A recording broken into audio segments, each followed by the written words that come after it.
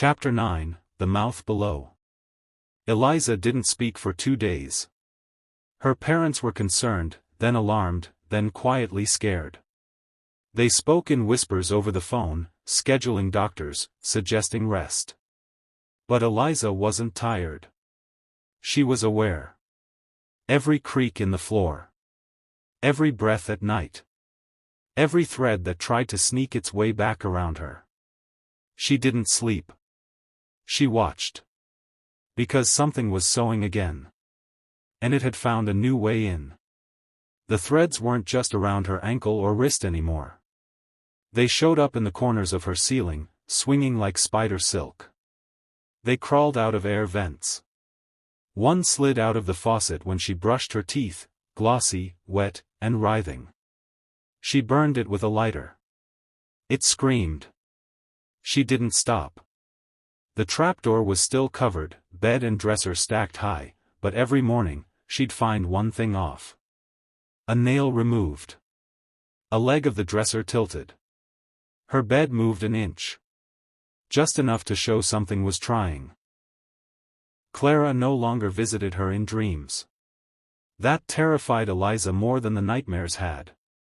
The silence meant something had changed. Something had taken her place. The frost messages returned. Shorter now. Sharper.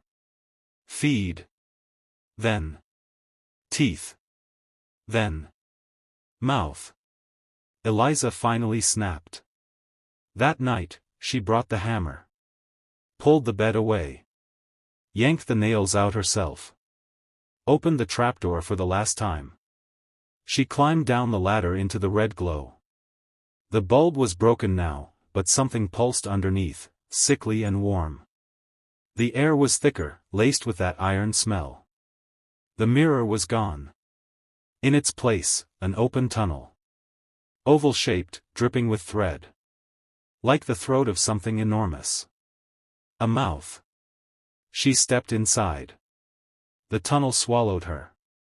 Walls twitched around her, almost alive. Her flashlight flickered but held steady. The deeper she went, the more the thread grew, lining the passage like veins. She could hear the heartbeat now. Thump. Thump. Thump. It wasn't hers. It was too slow. Too ancient. Then she saw them. Eyes. Embedded in the walls. Children's eyes. Wide, wet, blinking slowly, watching. Dozens of them. Maybe hundreds. Each surrounded by stitches. Sewn in place. Not dead. Just held. Like Clara. The tunnel ended in a chamber. A pit. And in the pit, the mouth. A massive ring of flesh, pulsing and wet, covered in black teeth, each one long as her arm. It sat open, breathing. Thread poured from the corners of its lips, winding across the floor. And in its center, sewn shut, hung a figure. Eliza stepped closer. It wasn't Clara. It was her. A duplicate. Suspended by threads, swaying gently in the breath of the beast. Mouth sewn. Eyes closed. Thread sprouting from her wrists, neck, spine. As she stared, it opened its eyes. So did the mouth. A voice filled the chamber, not from above or below, but inside her. You are almost ready. Eliza shook her head. I'm not yours. You came. Again. And again. You sought silence. You opened the spindle. You fed the thread. I broke it. Only a single strand. There are thousands more. The mouth began to rise. Slowly. Enormous. The chamber vibrated. The teeth opened wider. She turned to run, but the tunnel had closed behind her. The walls sealed tight, thread crawling across the gap like webbing. You have been shaped, the voice said. There is no outside anymore. Eliza reached for her flashlight, but it went out. The only light came from the mouth. Inside it, she saw visions. Her home. Her parents, asleep. Her school, silent. Every person she'd ever seen, dreaming, or waiting to be sewn. And beneath them, the thread. Always the thread. End the cycle, whispered another voice, softer. Clara. Eliza. Don't let it shape another. How? Unthread yourself. She turned toward the hanging version of herself. The threads pulsed. She climbed the altar. Reached out. Her hands touched her own sewn face. It felt cold. Not dead, but paused. Like a cocoon. She found the thread at her lips. Pulled. The sewn mouth tore open. Black breath poured from the body, thick like tar, screaming. The mouth roared. The chamber collapsed.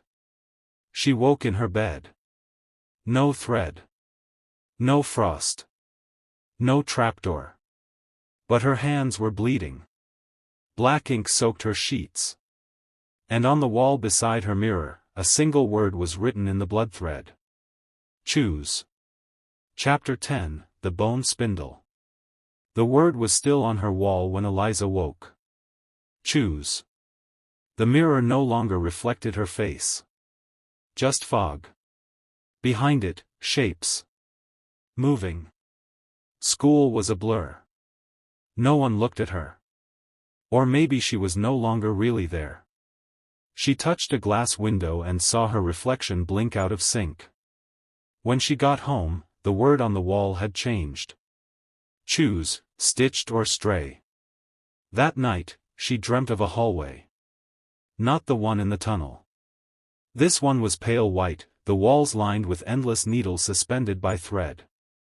Each needle turned slowly in the air, spinning on its own axis. And in the center of the hallway sat an altar made of bone. Upon it, a spindle. The bone spindle. Its shaft made from a carved femur. Its thread, pulsing, gray, alive. Clara stood beside it. She was no longer stitched. But her mouth was filled with thread. She did not speak. She pointed. To the spindle. And then to the threads in the air around Eliza. When she awoke, her bed was gone. So was the floor. She stood in the middle of her room, but the trapdoor had widened, impossibly wide, so wide it took up the entire floor, swallowing the furniture, her desk, her books. Just an endless pit of churning thread. The walls of her room spun slowly, like the inside of a cocoon. She backed against her dresser, but it wasn't her dresser anymore. It was wood-shaped like bone. And in its top drawer. The spindle. Real. Not imagined. Smooth white, cool to the touch. The second she picked it up, everything stopped. The spinning walls. The whispering floor. The heartbeat. Only silence. Perfect, endless silence. And a single whisper, not from the world, but from her own mouth. You are the new needle. She ran. Through the hallway. Down the stairs. Out the front door. But her town was gone. Replaced with corridors of thread, stretched from memory to memory. Her childhood school now a stitched-up husk. The grocery store a hollow box, pulsing with teeth. She ran until she reached the woods. Where the sky blinked. Once. Like an eye. At the base of the oldest tree, she saw it. A mirror. Broken. Inside it, her stitched self, smiling. And just beneath the glass. A hand. Clara's. Still reaching. Still waiting. The spindle in Eliza's hand began to spin on its own. The thread it carried reached for Clara's hand, eager to finish what had started. To bind. To claim. To complete the loop. Eliza screamed. She smashed the spindle against the tree. Bone shattered. Thread curled like worms in dirt. The air collapsed inward. She was back in her room. Everything normal. The trapdoor, gone. The mirror, intact. The message on the wall, vanished. But in her hands, nothing. Not the spindle. Not the thread. Just scars. Scars shaped like stitches along her wrists, like she'd been sewn and unsewn again. Downstairs, her parents were watching TV. She walked past them, silent. Stepped into the garage. Found the hammer and nails. Went back upstairs. And nailed the closet mirror shut. Then painted over it. Black. Thick enough to hide anything. Even her own reflection. She sat in her bed and stared at the wall until the sun rose. And just before she drifted off to sleep, she saw it. A shadow beneath her bed. No sound. No movement. Just a faint, slow spinning. Chapter 11, The New Seam. The spinning didn't stop. Even after Eliza woke, it remained. Not a sound, not a movement, just a presence. Something wound tightly beneath the bed. Not physical, not fully, but pressing. Like breath on the back of her neck that she could never catch. She didn't look. Didn't speak. She just got dressed and went through the motions. School. Home. Dinner. Silence. But the seam had begun to spread. It started in her dreams. She'd wake up and her pillow would be sewn shut. Not the fabric, the air around it. Like the world itself was beginning to fold in on her. She'd cut through it with scissors, teeth clenched against the unnatural resistance of the dream stuff. Some nights, she'd see Clara again, but always at a distance. Clara was drifting, weightless, the thread around her like wings. Her eyes were open now. But her mouth was gone. Only a seam in its place. Then it moved into her waking life. Eliza would glance at a bookshelf and notice one of the books had no gap between pages. Just one endless roll of paper, fused into itself like stitched parchment. Or she'd walk past a window and notice it had no frame, no beginning or end. Just a fold in the wall pretending to be glass. Reality was unraveling. Slowly. Or being sewn into something else. The worst was her mother. One afternoon, as Eliza helped put away groceries, her mother turned to speak. And Eliza saw it. A seam. At the corner of her lips. Tiny. Neat. Like a single stitch waiting to be pulled. She blinked and it was gone. But it left behind a cold that never went away. The word came back the next night. Written on her ceiling this time. Formed by thousands of little black pins, pressed delicately through the paint. Ready. Eliza didn't sleep. She watched the pins all night. They never moved.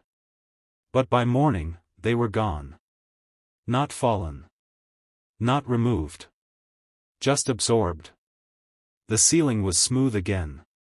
At school, the seams were everywhere. Desks fused together. A clock with no hands. A teacher who seemed to blink too slowly, like he was being rewound. She left halfway through the day, walking out in the middle of a math quiz. No one stopped her. The hallway folded behind her like cloth. At home, the mirror in her closet remained painted black, but the wall hummed. There was something behind it. Not just the spindle. Something older. Something watching. That night, she opened the closet again. Beneath the paint, the mirror pulsed. A faint red glow behind the glass, like the inside of a wound. She brought a knife this time. Not to fight. To cut. She ran the blade down the center of the mirror, and it opened. Not like glass breaking. Like skin parting. Inside, thread. Miles and miles of it. Wrapped in a new pattern. A new seam. And in the center of it all, herself. Not her double. Not a stitched version. Her. Eliza. Wide awake. But turned inside out. Thread wound through her skull, down her arms, into her bones. Her mouth was open, but the sound that came out was the same whisper she'd heard since the beginning. You are the last one left. She reached into the mirror. Grabbed her own wrist. And pulled. The world turned sideways. Not black, not gone, just sewn differently. Reality flipped. The floor was above her. The sky curled around her toes. Her house collapsed into pages. Words streamed by her eyes, binding and rebinding, rewriting time. When she blinked, she stood in a white room. The altar was there again. Bone spindle restored. Clara, too, sewn into the walls. Silent. Still. Watching. This time, Eliza didn't approach the spindle. She approached herself. The stitched copy stood in the far corner. It smiled as she neared. One eye gone. One hand wrapped in thread. You're too late, it said. No, Eliza whispered. You are. She opened her hand. Inside, the pin. The same one Clara had first pulled from her wrist. She drove it into the stitched copy's forehead. The world screamed. Thread unraveled across everything. The spindle collapsed into powder. Clara's body fell from the wall. And above, something vast and black began to awaken. A shape too big for the room, too heavy for time. The one who waits. The original needle. It rose. And Eliza stabbed the pin through her own chest. White light exploded. Thread dissolved. She fell backward. Through the wall. Through the seam. Back into her bed. Gasping. Bleeding. Alive. Chapter 12, Threadless. Eliza didn't move for a long time. Her sheets were soaked in sweat and blood. A cold wind drifted through the cracks in her window, but there was no frost, no writing. The mirror was gone. Not painted over. Not broken. Just, missing. As if it had never been there at all. Her walls were blank. Her room quiet. And most importantly, there was no spinning. Downstairs, her parents were making breakfast. They looked tired, but normal. Human. No seams on their lips. No thread at the corners of their eyes. Her mother smiled. Her father cracked a joke. Eliza laughed. A small one. But real. For the first time in weeks, she felt outside the loop. The whispers were gone.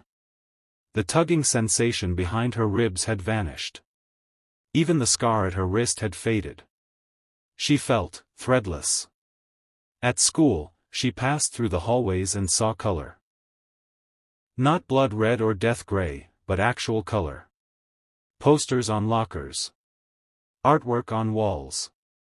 The sky through the windows was blue, not roiling with dark thread. She sat in class. Answered questions. Laughed again. And for a while, it felt like it had all just been a dream. A long, slow unraveling that had finally snapped. But dreams have a way of clinging. That night, Eliza lay in bed staring at the ceiling. It was still blank. Still smooth. But the silence felt curious. Not threatening. Not angry. Just aware. As though something were watching from beyond the veil, no longer clawing to return, but wondering why she'd closed the door. And then she heard it. Not a voice. Not a thread. But a sound like pages turning. A story ending. Or beginning. She got out of bed and walked to her closet. The door creaked open. Inside, darkness. Not red. Not stitched. Just dark. She stepped inside. Not because she had to. But because she chose to. It was quiet there. Still. She reached into her pocket. The pin was gone. But in its place, a single strand of white thread. Soft. Innocent. Limp. She held it between two fingers, feeling its weight. And then she let it go. It drifted into the dark like a feather, curling into nothing. She smiled. Turned around. Closed the door. And never looked back. Epilogue. 3 months later, the trapdoor was found again. Not by Eliza. By another girl. In a different town. Different attic. Same design. Same hum behind the mirror. Same frost words. Same whisper. We begin again.